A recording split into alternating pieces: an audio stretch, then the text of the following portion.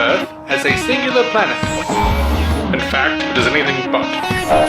For this is a story not of a universe, but a multiverse, where universes and planets, such as Earth, were replicated and mirrored across a vibrating, infinite plane. Some barely different from the next. Others drastically so. This is DC On Screen. Every week, Dave and Jason talk about the multiverse of DC properties on film and television. But be warned, if it's been officially released, you can expect they'll spoil it. Welcome into DC On Screen. This is episode 450. We're going to be talking about Arrow, the mid-season finale, and, the episodes that led up to it. I'm your host, David C. Robertson. This is my co-host, Jason Goss. Hello. So, Arrow, man.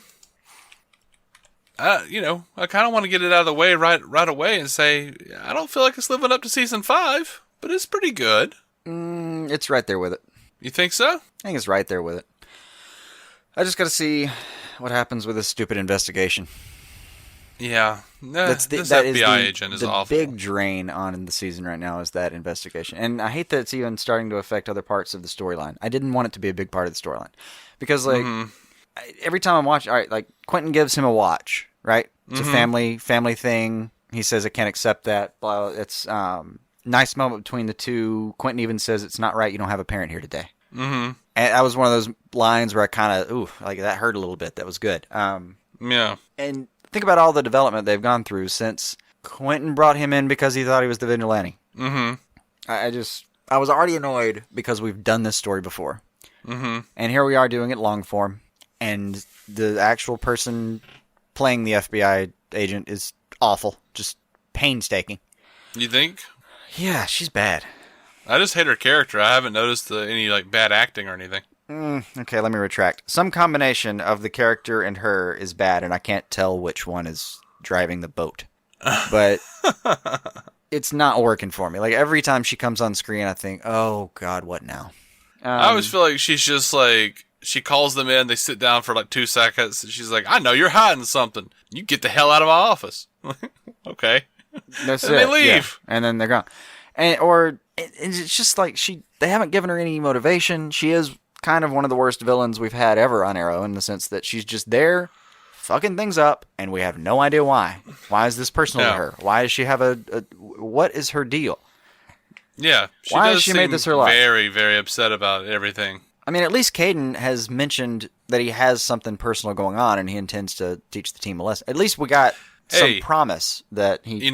at the end of this episode where we saw Caden and then we saw, it was a slow reveal of all the people involved. Team Evil. I expected her to walk out. I kind of thought she was about to, and I would have been happy with that. At least it would have explained her. No, she's just this thing happening. So that is, to me, what's bad about what's happening right now. Everything else I'm enjoying. Yeah. Well, stuff with even Diggle was a William's lot of fun. better. William's gotten a lot better. Yeah. They just had to decide what age he was and what they wanted to do with him, and he's going to be fine. A lot of the stuff they did this episode that they've been kind of leading up to was wonderful. You can tell that Curtis, especially when he gets, he's getting a little drunk, he misses Paul, and then there's that line right before he passes out, wasn't everything a little bit better before Team Arrow? And I kind of thought, hey, screw you, dude. You fought to get on this team, but that's another Yeah. thing. But still, it's okay to have regrets. It takes up a huge part of his life. He's lost his husband, all that stuff. Yeah. I get it. a lot of times you start doing a thing that you think you want to do, and it starts taking up a lot of your personal time and starts ruining your life. I'm not talking about anything in particular.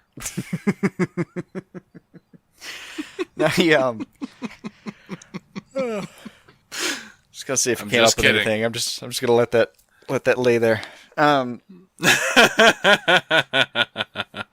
It was nice to see what he's doing. Even the reveal that it was Renee, which it was ballsy for him to do. And I liked within the episode, Renee fesses up, says he didn't have a choice. Yeah. They have a moment later where Oliver puts himself in his shoes and was like, okay, look, we've all made mistakes. Let's work through this. Puts him back on the team. He disobeys in the field. Now he's off the team. No second chances. Okay. See, at least all that it felt like it was motivated by the characters that we've been watching this whole time. Oliver trying to reach out and, understand that he was in a bad position and give him another chance. Great. Mm-hmm. Renee does finally get his daughter back. He finally chooses his family. And he was just kind of being cowardly about that. Like, he had the chance earlier in the season, and Quentin nearly punched him in the face because he didn't take that chance. Mm-hmm. So there was really cool stuff happening there. I liked where it got Renee.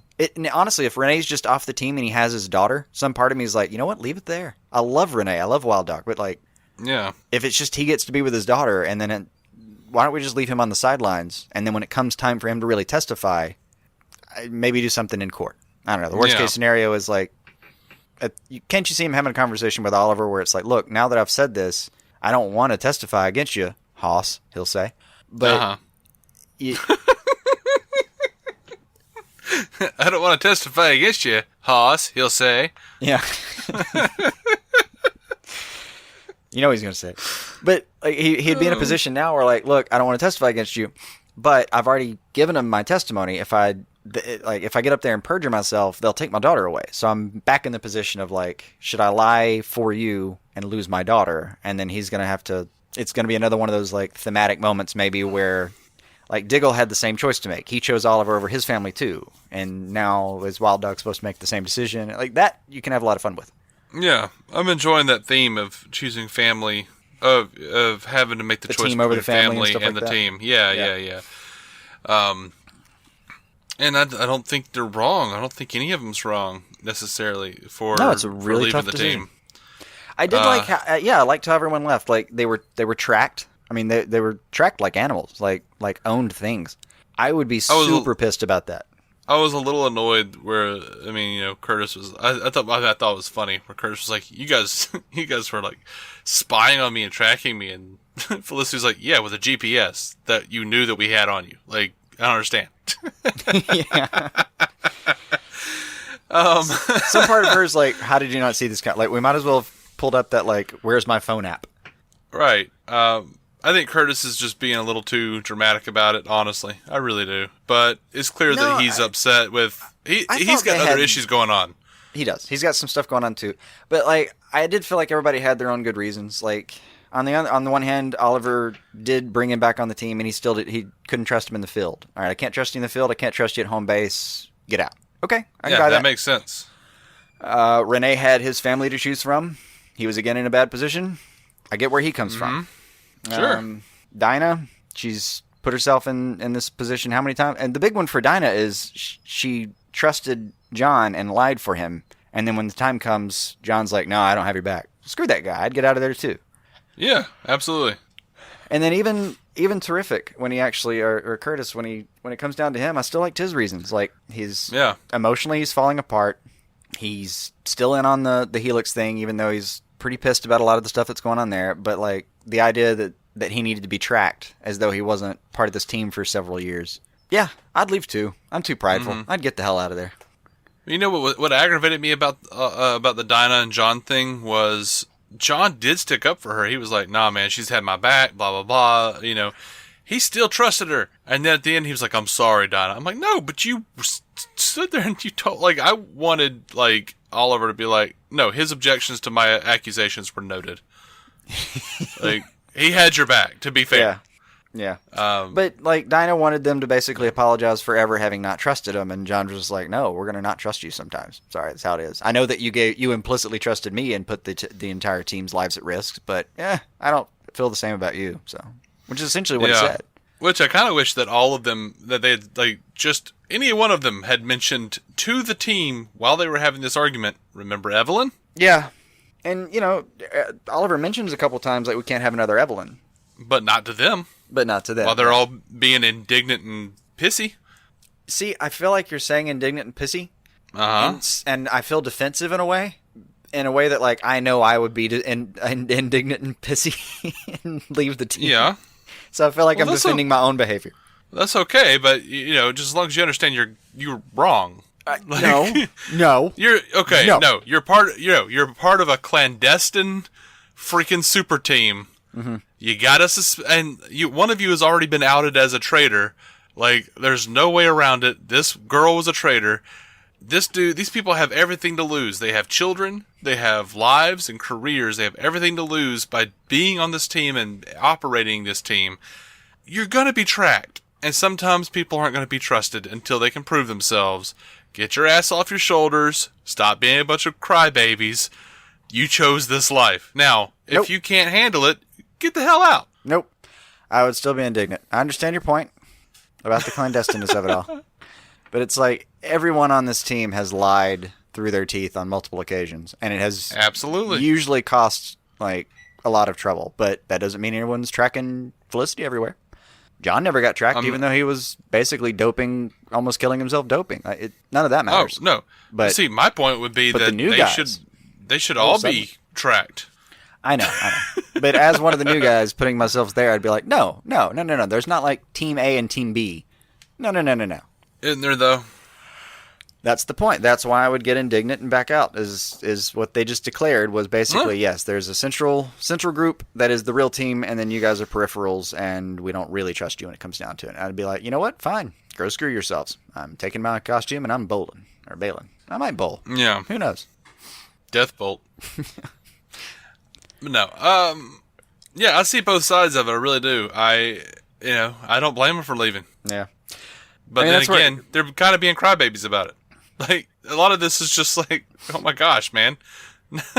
Yeah. Come on. Nah, I can do it.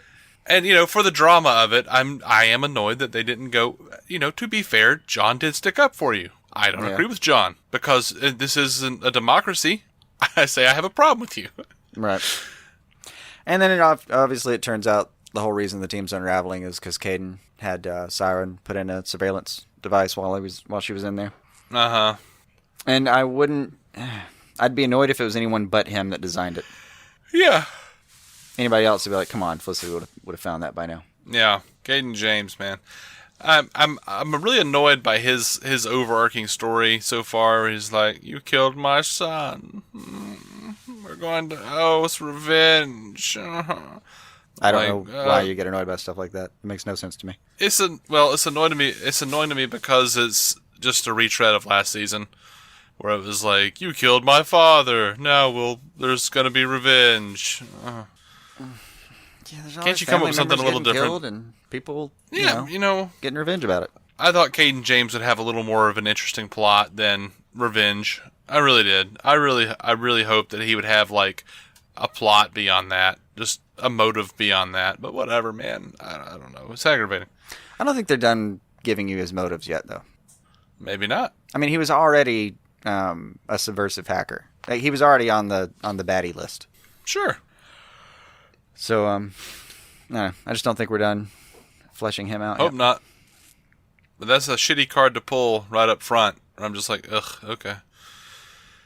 But I like the actor. I like Michael Emerson. He's creepy. Yeah. I just don't understand why it annoys you as much. I understand your explanation, but I can't feel you on that at all. I'm like, yeah, it sounds dead. It just makes sense. Yeah, it's just... As you please. They just keep doing it over and over again, man. Yeah.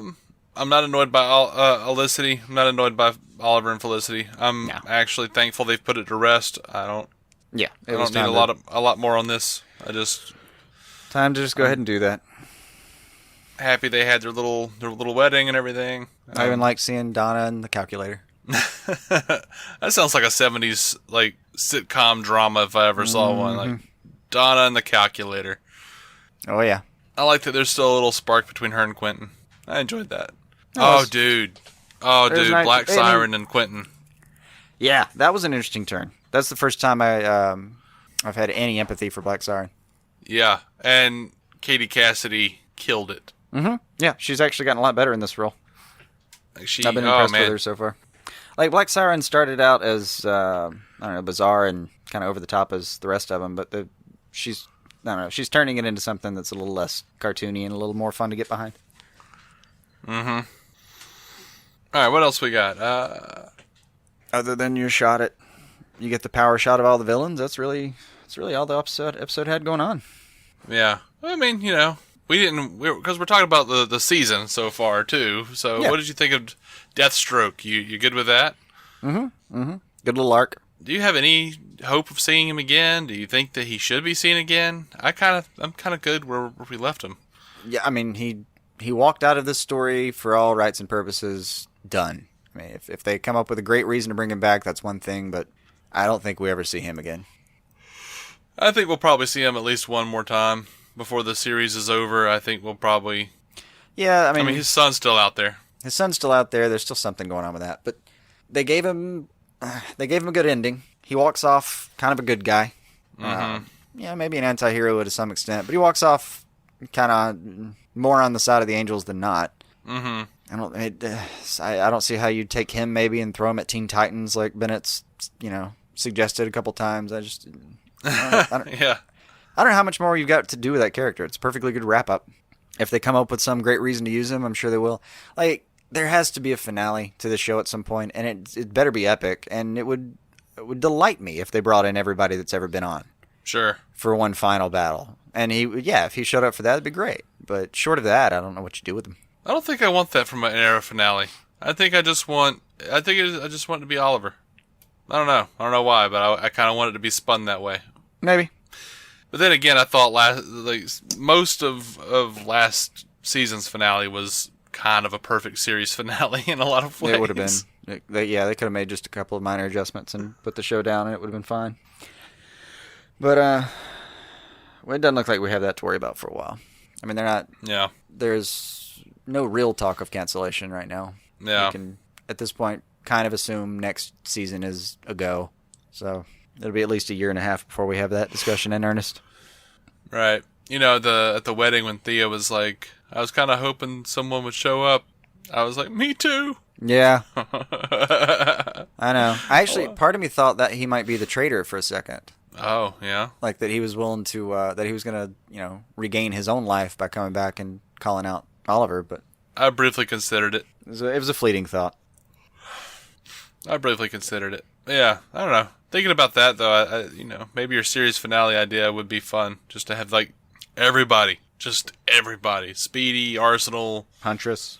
Oh, God, I miss Huntress. I wanted her back so bad. I want her to come back. Mm-hmm. Just, Yeah. So when Quentin gave Oliver the watch and said you didn't have a parent at this thing, I wanted Oliver to say, yes, I do. I didn't need it. I mean, the line wouldn't have hurt at all, but I was just as touched, I think, with or without that. I don't know. He just sort of stares blankly at him. I thought it was like a look of registering, they did. They had a nice hug. I thought the moment passed just fine. Like, that's what I read on his face was, yeah, I do. So. Yeah. I don't think it would have hurt at all if he said it out loud, though. I'm not one for subtlety. I want to be knocked over the head with things like that. Yeah. I don't think you understand, Jason. I needed the words. No, I needed the words, I'm Jason. okay. I'm okay. No, I don't think you understand. I kind of get it. All right. Yeah, I don't know. I don't have a lot more on Arrow, honestly. It's nice to see Thea back. I didn't know I missed her until now. Yeah, it was nice. I mean, don't get too used to her. She's still kind of going to pop in and out. But What did you think about Black Siren calling her Speedy? That was weird. I didn't even catch that part, actually. When she, knocks her out, she calls her Speedy. She does call her Speedy, you're right. And, almost lovingly calls her Speedy. It's a great question. We don't know what Thea Part 2 is doing it, or Thea number 2 is doing, do we? No. She might very well be an evil Speedy. Know. She might be. That Siren has worked with in the past. I don't recall if they gave us that answer. Well, that's something. Yeah, I don't know. Anyway. I mean, I guess without inventing any new information, my best guess is Caden has done his research so thoroughly that even his lieutenants are prepped on everyone's nicknames. Mm-hmm. Anyway. Yeah. It's been an okay season so far. I'm enjoying it. I want the FBI thing to be done with. I'm tired of it being under indictment. I don't want that to be so like much. the season finale as his trial. Please don't do that to me. Please. I hadn't even considered that, but yeah, that just sounds awful and annoying. Yeah, that's just I like what they're doing with everything except that. That's my only real criticism. Mm-hmm. Like everything else, going smooth. Let's keep it going. Just please get this FBI thing under control. I agree. I think I'm gonna call it on this episode, man. I hear you. You got anything else? Nothing else? I really don't. Oh, nice to see Anatoly, even though he's going to be evil. Yeah, I was when he came in, when he walked in with Caden James, I went, no, Anatoly. I still like the Anatoly. guy. He's still a fun actor to watch. I mean, I'll miss him and Oliver's, training day Russia stuff, but Yeah. he's always been fun on screen, so it was good to see him again. You get to see Richard Dragon, see what he's up to. Oh, yeah, I forgot about him. Diggle's, I guess, nemesis this season. I keep forgetting about Richard Dragon, because every time he shows up, I go, oh, yeah, him. Yeah. There's one guy I didn't recognize. Did you recognize that last guy? Because it's like Caden and Vigilante and Richard Dragon and then Black Siren, obviously. And then there's like Anatoly and some dude that I can't remember. Was there? I don't remember anyone else. Oh. I mean, that was Richard Dragon. I thought he was on the... I don't know. I didn't get to freeze frame it. And then, like you said, like we mentioned earlier, one of the problems with the CW app is like, once that scene passed, I had to go watch a bunch of commercials to go back to it. So I was like, I think I remembered it right, and wrote everything down. Yeah. But if I'm right and someone knows that other guy, please let me know. Yeah, I don't remember anyone but everyone we've mentioned. So, I don't know. I will have to promise myself in the future to keep the remote much closer to me. Help us, Brentech Prime. You're our only hope. Because I saw the scene and I started writing down all the names of the people I saw real quick. Like, okay, well, power shot. Let's see who we got. Blah blah blah blah blah blah. And then by the time I was like, who's that guy? The scene ends. The remote's all the way across the. I missed my chance. I'm sorry, man. So that's all I got, man. All right. Well, we're DC On Screen. You can find every episode at dconscreen.com. They're all free. We are in partnership with TV Time, the TV calendar app. Ooh, speaking of, that's a good opportunity to say, hey, do you want to know when the next Arrow comes? Sure. That will be January 18th. Looks like it's still holding in on its Thursday time slot for now. That's tasty. That was creepy. I'm sorry. That was a little. I was going to let it slide, but if you want to pull it out and call it out, then let's do it. That was a little creepy, and I agree, and we should work on that in the future. You mean we should get creepier? We'll flip a coin off air and see what happens. Oh. Don't start practicing yet. Ah. No one needs that.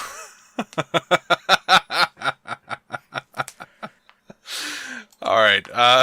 You can find us on Twitter and Facebook at DC On Screen, and rub elbows with us. We don't have a staff; it's just us. Mm-hmm. So if you message us, you'll be talking to us. We'll see it. One of us will see it. Mm-hmm. And we will somehow communicate with you, whether it be through a simple like or an actual response, or a response on the show. Mm-hmm. Who knows? So we're going to be coming right back with the mid-season finale / mid-season review of Gotham. And until then, keep some DC on your screen. Our opening narration was from Dan Jurgens' The History of the DC Universe, Part 3 of 10, as featured in DC 52 Week 4. It was performed by me, David Z. Robertson. Intro music by Jason Goss and Michael Shackelford. Michael's band Future Elevators can be found on Spotify or future-elevators.com. Our introduction was performed by Eli Ophelders of Stealing the Remote, which lives on SoundCloud and can be found on iTunes and Stitcher. We're a proud member of the Giant Size Team Up Network, giantsizeteamup.com. DC On Screen is a maladjusted production.